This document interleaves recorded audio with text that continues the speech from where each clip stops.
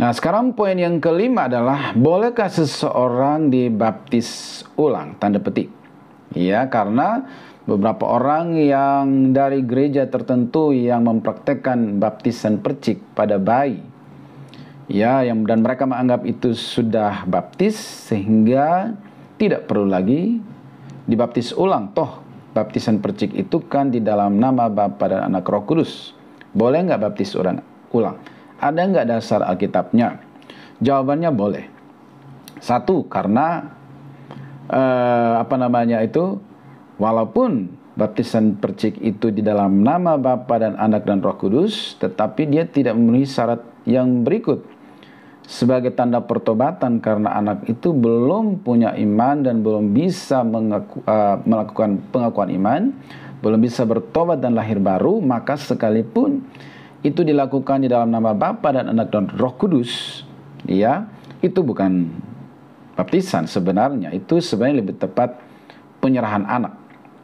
Ya. Jadi kalau kondisi seperti itu, maka ketika dewasa dan orang itu mendengar Injil, kemudian dia baru menyesali dosa-dosanya dan bertobat dengan sungguh hati kepada Tuhan Yesus, baru dibaptis dengan cara benar, yaitu dengan dicelupkan dan ditenggelamkan. Itulah yang dilakukan di KKR malam Pentakosta itu. Karena dianggap orang itu baru malam itu bertobat lahir baru, maka untuk meterai dari pertobatannya itu, maka dia dicelupkan, ditenggelamkan, dibaptiskan dengan cara diselam sebagai meterai pembasuhan, kemudian dikuburkan bersama Yesus, dibangkitkan bersama Yesus, mentaati amanat agung, dibaptis di dalam nama Bapa dan Anak dan Roh Kudus. Ya. Kemudian ada nggak ayat di Alkitab peristiwa orang baptis ulang? Ada. Ya, di dalam pelayanan daripada Paulus di Efesus, di dalam Kisah Para Rasul pasal 19 ayat 3 sampai 5, di situ dikatakan bahwa ketika Paulus ke sana dia bertemu dengan 12 murid. Ya, maka kemungkinan mereka ini orang Yahudi. Karena mereka sudah menerima baptisan Yohanes. Ya kan? Lalu Paulus bertanya kepada mereka, kalau begitu dengan baptisan manakah kamu telah dibaptis? Jawab mereka, dengan baptisan Yohanes. Ya, bahkan Yesus sendiri dibaptis oleh Yohanes Pembaptis. Kata Paulus, baptisan Yohanes adalah pembaptisan untuk orang yang telah bertobat.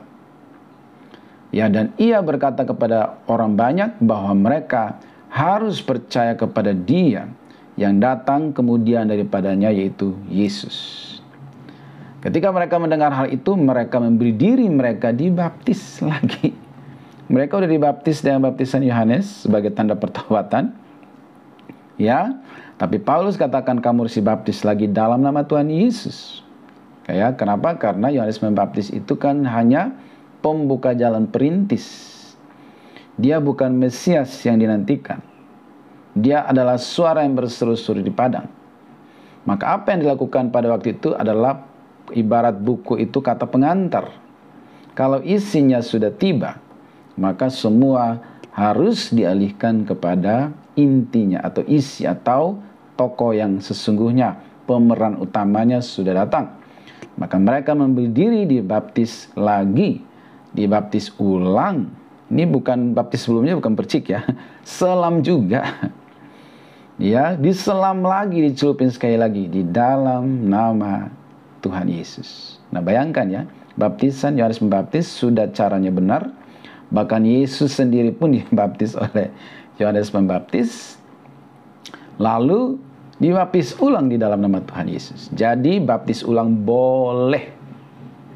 Ya, kalau yang penting lahir baru, bertobat sungguh-sungguh, lalu dimeteraikan dengan baptisan air di dalam nama Bapa, Anak, Roh Kudus, ditenggelamkan, dicelupkan. Ada pernah terjadi di Alkitab. Ya, jadi jangan ragu dan jangan bimbang, jangan merasa tertuduh dan terintimidasi. Bagi saudara-saudara yang dulu sudah dibaptis tanda kutip percik, Kemudian waktu dengar Injil, hadir di KKR, bertobat, lahir baru, dibaptis dengan cara selam di dalam nama Bapa, Anak, Roh Kudus, tidak usah merasa tertuduh, terintimidasi. Itu sudah tepat dan sudah benar, di Alkitab ada contohnya.